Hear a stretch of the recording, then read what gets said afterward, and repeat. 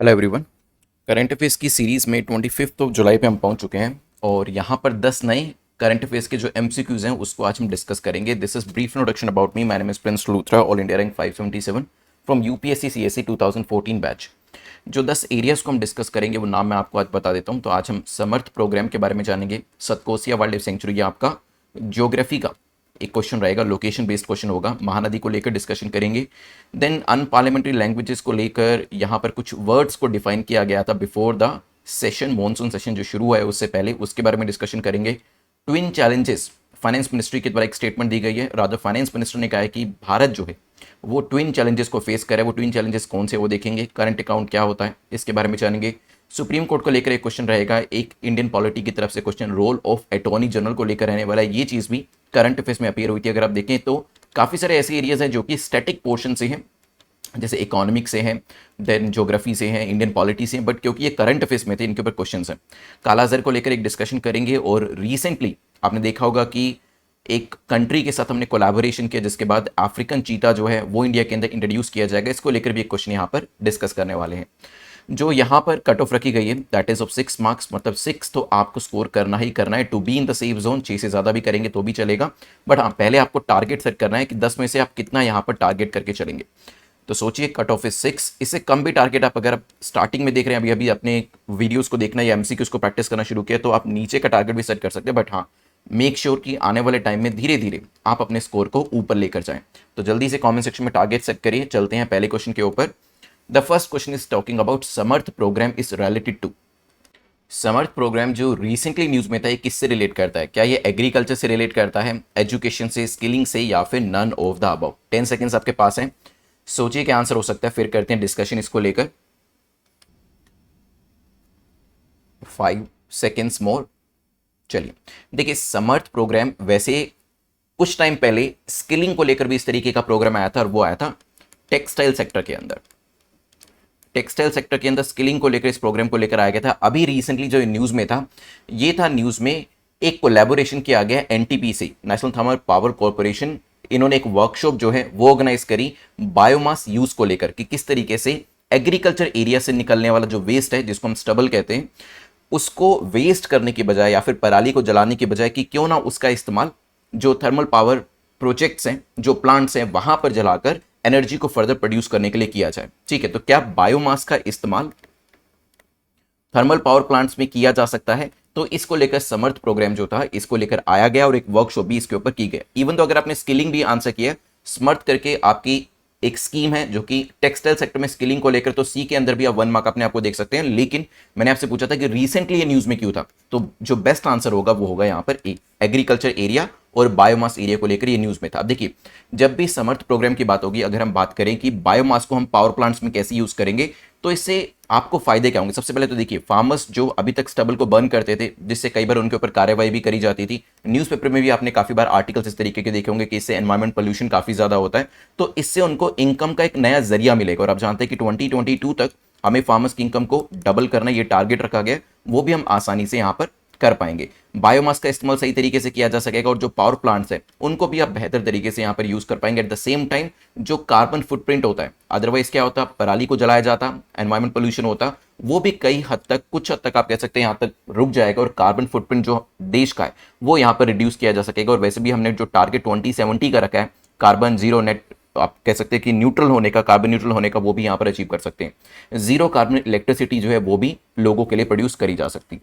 Let's move to next question जो geography area से है। सतकोसिया वाइल्ड लाइफ सेंचुरी कहां पर लोकेट करती है? Is it in West Bengal, Odisha, Jharkhand, या फिर none of the above?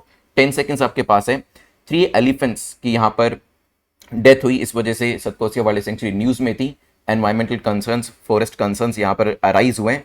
Orissa के अंदर Satkosia wild life sanctuary locate करती है, तो करेक्ट आंसर यहाँ पर सिंपली बी हो जाएगा आपका। बिल्कुल फैक्चुअल क्वेश्चन था, मैप के ऊपर जरूर देखिएगा इसको। और क्योंकि ये सतकोसिया सेंचुरी आपकी न्यूज में है, तो जो भी आपका एटलस आपने लिया हुआ है उसके अंदर इसको स्टार मार्क जरूर कर लीजिएगा, because it was in news, so chances are likely कि ये आपसे एग्जाम में पूछ लिया जाए। अब ये वाइल्ड लाइफ सेंचुरी बना कब था? सतकोसिया 1976 के अंदर वाइल्ड लाइफ सेंचुरी का इसे दर्जा दिया गया था। ओडिशा के अंदर लोकेट करता है। It also comprises a tiger reserve. ठीक है, इसमें आपको एक टाइगर रिजर्व भी मिलेगा, जिसे कि 2007 के अंदर अनाउंस किया गया था। Now let's move to next question which is question number 3, जो कि महानदी को लेकर है, क्योंकि सतकोसिया न्यूज में था, महानदी के बारे में भी कुछ स्टेटमेंट्स थी। पूछा गया महानदी को लेकर बताएं कौन सी स्टेटमेंट जो ऊपर दी गई है उसमें से करेक्ट है। महानदी एक मेजर रिवर है जो कि ईस्टर्न सेंट्रल इंडिया की एक मेजर रिवर है क्या? May be.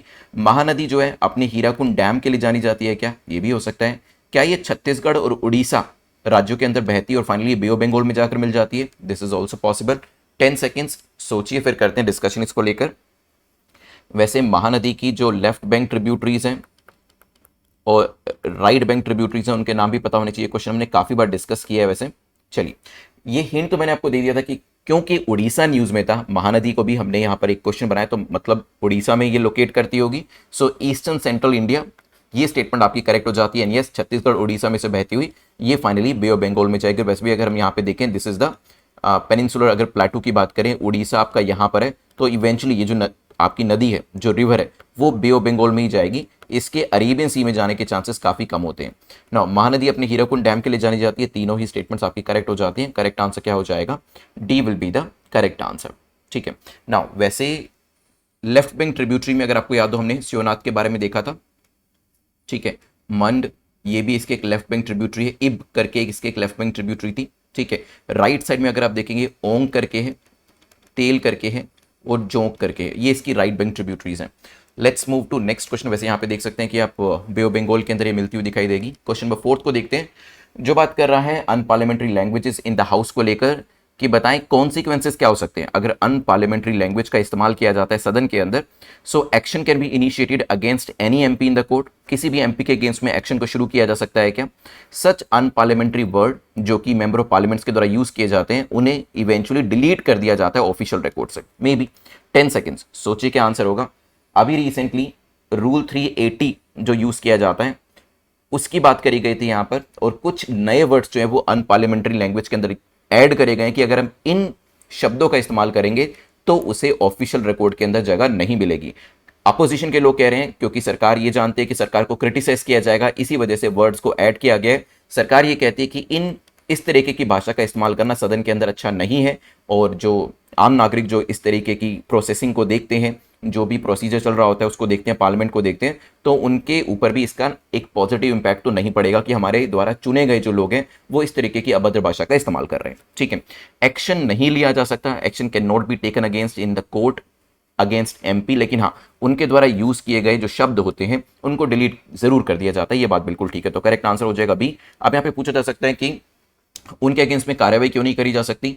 बिकॉज अगर आप ध्यान दें, हम कुछ तरीके की इम्यूनिटीज प्रोवाइड करते हैं एमपीज को जब वो सदन के अंदर होते हैं। सदन के अंदर अपनी बात रखने के लिए बहुत सारी इम्यूनिटीज उनको प्रोवाइड करी जाती है, ताकि हर एक शब्द को इस तरीके से नहीं कि वो किसी डर के अंदर कुछ शब्द को यूज ही ना कर पाए या अपने आप को पूरी तरीके से एक्सप्रेस ना कर पाए। ठीक है, तो ये इम्यूनिटीज के अंदर आपका काउंट हो जाएगा। करेक्ट आंसर यहां पर बी होगा। Let's move to question number 5। According to finance ministry which are the twin challenges for the country, हमारा जो देश है अभी कौन से ट्विन चैलेंजेस को फेस कर रहे हैं, कौन सी दोहरी चुनौती को फेस कर रहा है, आपको बताना इनमें से वो कौन सी है। 10 सेकेंड्स आपके पास है, सोचिए, फिर करते हैं डिस्कशन। किस तरीके की चुनौती को हम फेस कर रहे हैं आपको बताना है। देखिए, सबसे पहले तो यहां पे ट्विन चैलेंज दिया, तो डेफिनेटली चैलेंज तो दो ही होंगे, यहां पर तीन तो हो नहीं सकते। तो ये बात तो पक्की है कि तीनों तो आंसर नहीं होंगे, इनमें से कोई दो ही होंगे। तो ऑल ऑफ द अबव तो आप कॉमन सेंस को यूज करके हटा सकते थे। फाइनेंस मिनिस्टर ने कहा है कि अगर अभी हम देश के अंदर देखें, इन्फ्लेशन ने ना ही सिर्फ इंडिया को, काफी सारे जो दूसरे देश हैं उनको भी परेशान करके रखा है, खासतौर पे अमेरिका को। तो इन्फ्लेशन एक सबसे बड़ा इशू हम फेस कर रहे हैं। दूसरा है ट्रेड डेफिसिट, जो हमारा डेफिसिट दूसरे देशों के साथ बढ़ता जा रहा है, वाइडनिंग ट्रेड डेफिसिट, वो भी हमारी इकोनॉमी को नुकसान पहुंचा सकता है। हालांकि ये एक पॉजिटिव स्टेटमेंट भी कही गई है कि जब रशिया यूक्रेन इशू हुआ उसके बावजूद भी इंडियन इकोनॉमी जो थी वो स्ट्रांगली यहां पर आपको खड़ी हुई दिखाई दी।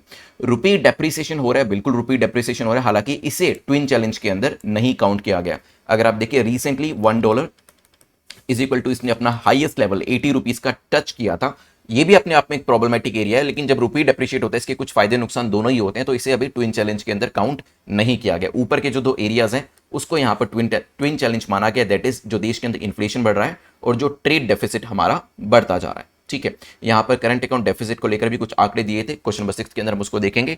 फिलहाल ये सब चीजें समझ लीजिएगा। डेटा जो रिलीज किया गया मिनिस्ट्री का वो ये कह रहा है कि ट्रेड डेफिसिट वाइडन हुआ है, क्योंकि अभी जून का डेटा निकल कर आया है और ये all time high 26.2 billion dollars के आसपास पहुंच चुका था।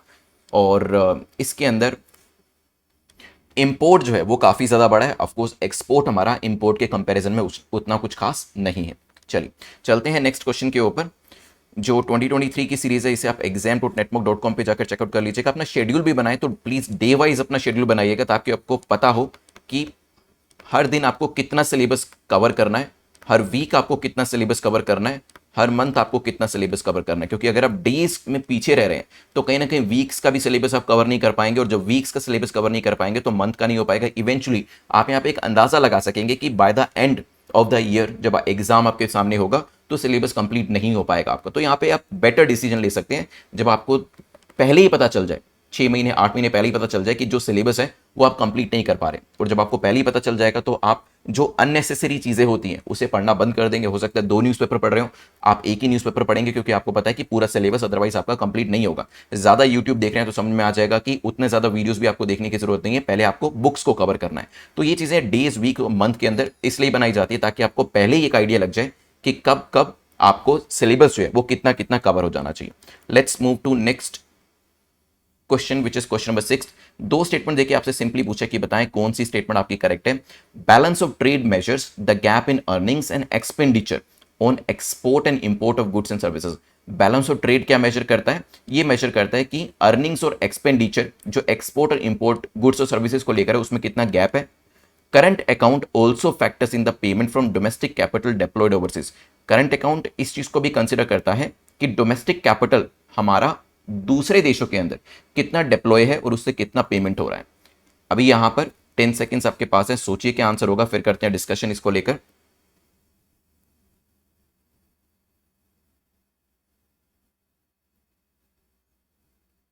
चलिए देखिए, ये दोनों चीजों की डेफिनेशन आपको पता होनी चाहिए। जब हम बैलेंस ऑफ ट्रेड की बात करते हैं, बिल्कुल ठीक, ये देखता है कि आपने एक्सपेंडिचर कितना किया, आपकी अर्निंग कितनी हुई एक्सपोर्ट एंड इंपोर्ट के ऊपर, और इस एक्सपोर्ट इंपोर्ट में गुड्स और सर्विसेज दोनों ही काउंट करी जाती है। तो दोनों के एक तरीके के डिफरेंस को यहां पर आप बैलेंस ऑफ ट्रेड कह सकते हैं। जब हम करंट अकाउंट डेफिसिट की बात करते हैं, ये मेजर करता है किस चीज को, कि कंट्री का ट्रेड कितना है दूसरी कंट्री के साथ। मतलब यहां पर हम इंपोर्ट कितना करें, एक्सपोर्ट कितना करें, क्या एक्सपोर्ट इंपोर्ट से ज़्यादा है या इंपोर्ट एक्सपोर्ट से ज़्यादा है, इसके बारे में जानकारी यहां पर मिलती है। तो करेक्ट आंसर क्या हो जाएगा, यहां पर दोनों ही स्टेटमेंट्स ठीक है हमारी, correct answer will be C. यहां पर एक चीज़ और भी बताइए कि करंट अकाउंट डेफिसिट होता क्यों है।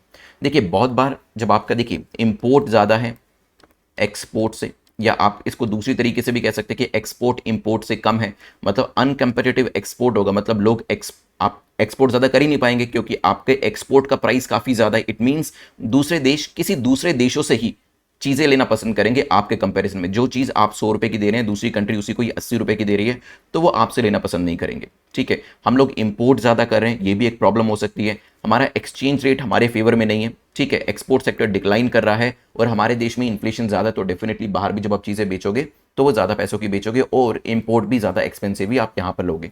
तो करंट अकाउंट डेफिसिट आपका यहाँ पर एग्जिस्ट करेगा। Let's move to the next question. Question number 7 जो है बात कर रहे हैं 2 स्टेटमेंट को देखिए, बताएं कौन सी स्टेटमेंट आपकी करेक्ट है।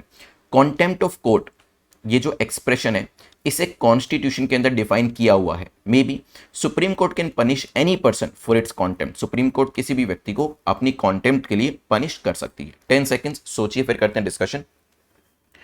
रिसेंटली यहां पर सुप्रीम कोर्ट के जजेस के अगेंस्ट में कुछ स्टेटमेंट्स जो थी कुछ रिटायर्ड जजेस के द्वारा दी गई थी, और देवर लाइक मैनी प्लेटफॉर्म्स जहाँ पर ये चीज़ दिखाई भी गई थी, न्यूज़ चैनल्स के ऊपर भी। तो even when I was watching it लग ही रहा था कि कुछ इस तरीके का आ सकता है। और यहाँ पर मिस्टर ढींगड़ा जो दिल्ली हाई कोर्ट के आई थिंक रिटायर्ड जज थे, उनके अगेंस्ट में यहाँ पर कुछ लोगों ने याचिका दायर करी कि कॉन्टेम्प्ट ऑफ कोर्ट की प्रोसीडिंग इनके अगेंस्ट में शुरू होनी चाहिए। खैर, एक्सप्रेशन की बात करें कॉन्टेम्प्ट ऑफ कोर्ट को लेकर, कॉन्टेम्प्ट ऑफ कोर्ट को कॉन्स्टिट्यूशन के अंदर डिफाइन नहीं किया गया, ये ध्यान रखिएगा। सुनने में लग सकता है कि कॉन्टेम्प्ट को कोर्ट काफी बार यूज भी करती है, ये आपने एक्सप्रेशन काफी बार सुना भी होगा, but it is nowhere mention in the constitution. Supreme court yes किसी भी व्यक्ति को अपनी कॉन्टेम्प्ट के लिए यहां पर पनिश कर सकती है। करेक्ट आंसर तो बी हो जाएगा। 2 तरीके की कॉन्टेम्प्ट होती है यहाँ पर, एक कॉन्टेम्प्ट आपकी होती है सिविल और एक कॉन्टेम्प्ट आपकी होती है क्रिमिनल, और दोनों ही कॉन्टेम्प्ट के अंदर पनिश करने का काम किया जा सकता है। नेक्स्ट जो है role of AG, attorney general का कॉन्टेम्प्ट के अंदर क्या रोल होता है। अटॉर्नी जनरल और solicitor general may bring in a motion before the court for initiating a case of criminal contempt. Criminal contempt को शुरुआत करने के लिए जो पूरी स्टार्टिंग की कार्यवाही होती है, जो फिल्ट्रेशन का काम होता है, वो एजी और एसजी के द्वारा किया जाता है क्या? Maybe. If the motion is brought by any other person the consent in writing of AG is required. अगर कोई और व्यक्ति इस तरीके का मोशन, मतलब कॉन्टेम्प्ट का मोशन जो है सामने रखता है, तो उस केस के अंदर एजी का राइटिंग के अंदर इसके अंदर अप्रूवल और कॉन्सेंट जरूरी होती है। 10 सेकेंड्स सोचिए, काफी इंपॉर्टेंट क्वेश्चन है, आजकल न्यूज में भी काफी ज्यादा है। देखिए, कॉन्टेम्प्ट तो काफी सारी होंगी, काफी सारी क्रिमिनल कॉन्टेम्प्ट हो सकती है, तो सुप्रीम कोर्ट के पास बहुत ज्यादा टाइम नहीं है कि वो हर एक कॉन्टेम्प्ट को यहां पर देखे। तो एजी जो है वो फिल्ट्रेशन का काम करता है कि ये बिना मतलब की कॉन्टेम्प्ट है, ये बिना मतलब की कॉन्टेम्प्ट है, ये ठीक है, तो ये सुप्रीम कोर्ट को पास ऑन कर दी जाती है। ये बिना मतलब की कॉन्टेम्प्ट है, ये ठीक है, तो ये भी सुप्रीम कोर्ट को पास ऑन कर दी जाती है। तो एजी का जो काम है वो एक फिल्ट्रेशन के तरीके से होता है, ठीक है। तो वो यहां पर डिसाइड करेंगे कि कौन सी कॉन्टेम्प्ट जो है उसमें रैशनल है, लॉजिक है, और वो आगे पास ऑन करी जाएगी सुप्रीम कोर्ट को। और अगर कोई व्यक्ति डायरेक्टली सुप्रीम कोर्ट को यहां पर कॉन्टेम्प्ट के बारे में बताना चाहे, तो यहां पर एजी जो है उनकी रिटर्न में कॉन्सेंट जरूरी होता है। तो एजी एक फिल्ट्रेशन का काम करता है, ध्यान रखिएगा। करेक्ट आंसर क्या हो जाएगा? C will be the correct answer. जिस तरीके से एजी सुप्रीम कोर्ट के साथ काम कर रहे हैं, जो आपके अटॉर्नी जनरल है, उसी तरीके से जो आपके एजी स्टेट लेवल पे एडवोकेट जनरल जो होते हैं, वो हाई कोर्ट के साथ इस तरीके का जो रिलेशनशिप है वो यहां पर रखते हैं। Correct answer will be C. 9th question को देखते हैं, जो कि पूछ रहा है काला अजर इज स्प्रेड बाय। काला अजर किसके द्वारा स्प्रेड किया जाता है? बैट्स, सैंडफ्लाई, मॉस्किटो या फिर none of the above. 10 seconds सोचिए। काला अजर के कुछ केसेस जो थे वो सुनने को मिल रहे थे अभी न्यूज में, तो पूछा जा सकता है। देखिए, कुछ सैंड फ्लाइज होती हैं जो कि बताया गया कि ब्राउन इन कलर है and have hairs on their bodies. तो ऐसी सैंड फ्लाई जिनका कलर क्या है? ब्राउन है, उनकी बॉडी के ऊपर बाल भी है। दीज फ्लाइज आर इन्फेक्टेड, जो कि एक पैरासाइट होता है जिसे कहते हैं लेशमेनिया डोनोवनी। लिख देता हूं मैं यहां पर, लेशमेनिया डोनोवनी इस पैरासाइट से अफेक्टेड है, एंड दैट्स वाई ये सैंड फ्लाई जो है वो रिस्पॉन्सिबल बताई जाती है काला अजर के लिए। नाउ यहाँ पे एक इन्फोग्राफिक दिखा देता हूँ। सिम्टम्स क्या होते हैं? Enlargement of spleen, enlargement of the liver, night sweats देखने को मिल सकते हैं, यहाँ पर कफ, वीकनेस जैसी कुछ प्रॉब्लम्स, ब्लीडिंग्स, ये सब चीज़ें देखने को मिलेगी। 2020 में देखा गया था more than 90% of the new cases जो थे, WHO ने बताया कि वो सिर्फ 10 कंट्रीज में से आ रहे हैं, जिसके अंदर इंडिया भी एक कंट्री थी। तो ये ऑफकोर्स हमारे लिए भी एक कॉज ऑफ कंसर्न हो जाता है। चलते हैं लास्ट क्वेश्चन के ऊपर, जो कि आईयूसीएन स्टेटस पूछ रहा है अफ्रीकन चीता को लेकर। अफ्रीकन चीता का आईयूसीएन स्टेटस क्या है? एंडेंजर्ड, वल्नरेबल, क्रिटिकली एंडेंजर्ड या फिर none of the above. 10 seconds सोचिए। इंडिया के अंदर तो 70 साल पहले ही, अराउंड 70 ईयर्स बिफोर, ये जो चीता था इट गॉट एक्सटिंक्टेड, ठीक है। इसे रीइंट्रोड्यूस करने की बात करी गई थी। ईरान से हमने तब पहले बात करी थी कि वो हमें अपनी चीता प्रोवाइड करे, लेकिन बात नहीं बन पाई। फिर हमने अफ्रीकन कंट्रीज की तरफ देखना शुरू किया कि ठीक है, एशियन चीता नहीं भी मिलेगा तो हम अफ्रीकन चीता को इंट्रोड्यूस कर देंगे। हमारे यहाँ पर एमपी के अंदर कूनो पालपुर नेशनल पार्क जो है, इसको ईयर मार्क भी किया गया कि अगर हम चीता को लेकर आएंगे तो ये बेस्ट जगह है इसको इंट्रोड्यूस करने के लिए। फाइनली एक अफ्रीकन कंट्री ने इस चीज़ के लिए हमसे कोलैबोरेट किया है। आज प्रीलिम्स का क्वेश्चन भी यही है, आपको जो बताना है कि कौन सी अफ्रीकन कंट्री के साथ हमने कोलैबोरेशन किया है भारत के अंदर चीता को रीइंट्रोड्यूस करने के लिए। सो करेक्ट आंसर क्या हो जाएगा? B, vulnerable is the correct answer. Sites के हिसाब से अपेंडिक्स 1 के अंदर ये आता है, ये ध्यान रखिएगा। इसे Kuno Palpur wild life sanctuary के अंदर इंट्रोड्यूस किया जाएगा। अभी 30% मोर मटेरियल रिटेंशन के लिए 2 मिनट का इन्वेस्टमेंट आपको करना है, फिर हम देखेंगे टॉपर्स कौन है, और यहाँ पर prelims question of the day भी मैं आपको दूंगा। जल्दी से बताएं, समर्थ इनिशिएटिव किस चीज़ को लेकर न्यूज़ में था? तो बायोमास को लेकर ये न्यूज़ में, ध्यान रखिएगा। और वैसे टेक्सटाइल सेक्टर की भी एक इस तरीके की स्कीम थी। सतकोसिया कहाँ पर लोकेट करता है? इट इज़ इन ओडिशा, ये भी ध्यान रखिएगा। और अभी जो एलिफेंट्स है उसकी डेथ की वजह से ये न्यूज़ में था। यहाँ पर एक नदी भी है, महानदी, कौन कौन से स्टेट से होकर गुजरती है बताइए? हीराकुंड डैम के लिए जानी जाती है, फाइनली बे ऑफ बंगाल में ये जाकर मिलती है, छत्तीसगढ़ ओडिशा के अंदर से ये निकलती है। फिर क्वेश्चन नंबर 4 में हमने देखा था अनपार्लियामेंट्री लैंग्वेजेस, क्या इसमें कार्रवाई करी जा सकती है एमपी के अगेंस्ट में? नहीं, सिर्फ वर्ड्स को डिलीट किया जा सकता है, इसमें वर्ड्स जो है ऐड और डिलीट करे जा सकते हैं। फिर मैंने ट्विन चैलेंजेस के बारे में देखा था, बताइए भारत के अंदर कौन कौन से ट्विन चैलेंजेस हैं? First is inflation, second is trade deficit, ये सब चीजें देखी थी। इसके आगे हमने इसी से मिलता जुलता एक क्वेश्चन और देखा था, जो कि हमारा क्वेश्चन नंबर 6 था, उसको देख लेते हैं। क्वेश्चन नंबर 6 के अंदर हमने बैलेंस ऑफ ट्रेड और करंट अकाउंट डेफिसिट के बारे में देखा, इंपोर्ट एक्सपोर्ट के बीच का जो डिफरेंस होता है उसके बारे में यहाँ पर हमने समझा था। यहाँ से आगे बढ़ के हमने नेक्स्ट क्वेश्चन, जो कि कॉन्टेम्प्ट ऑफ कोर्ट को लेकर जल्दी से बताएं, कॉन्टेम्प्ट ऑफ कोर्ट एक्सप्रेशन जो है वो कॉन्स्टिट्यूशन के अंदर मेंशन है, येस और नो, ये आंसर करिएगा। सुप्रीम कोर्ट जो है वो पनिश कर सकती है सिविल और क्रिमिनल कॉन्टेम्प्ट, जो दो तरीके की कॉन्टेम्प्ट होती है, कॉन्स्टिट्यूशन के अंदर मेंशन नहीं है, ध्यान रखिएगा। अटॉर्नी जनरल, एडवोकेट जनरल का काम क्या होता है? फिल्ट्रेशन का काम होता है। जो यहां पर लॉजिकल कॉन्टेम्प्ट होती है उसी को ही सुप्रीम कोर्ट तक आगे लेकर जाया जाता है। कालाजार किस वजह से है? ब्राउन सैंड फ्लाई की वजह से है, ये भी ध्यान रखिएगा। लास्ट क्वेश्चन में हमने डिस्कशन किया था चीता के रीइंट्रोडक्शन को लेकर, वल्नरेबल कैटेगरी के अंदर आता है। And prelims question of the day, किस कंट्री के साथ हमने अभी आप कह सकते हैं करार किया है, या कौन सी कंट्री ऐसी है जिसके साथ हमने अभी कोलैबोरेशन किया है, जो अभी अपने चीता जो है उसने हमें अलाउ किया है कि ठीक है हम रीइंट्रोड्यूस कर सकते हैं अपने मध्य प्रदेश स्टेट के अंदर। तो उस कंट्री का नाम जो है कमेंट सेक्शन में बताइएगा। अपने मार्क्स कमेंट सेक्शन में जरूर लिखिएगा, 10 में से कितना आप स्कोर कर रहे हैं। अगर स्कोर 6 या 6 से ज़्यादा है, of course you are in the safe zone, otherwise कोशिश करें ग्रेजुअली आप यहाँ पर इंप्रूव करते चले जाएंगे। एंड यहाँ पर मार्क्स अपने कमेंट सेक्शन में जरूर लिखिएगा। If you are getting the videos notification then it's good, otherwise bell icon को प्रेस करके ऑल बटन प्रेस कर दीजिएगा। Thanks for watching, take care, good bye.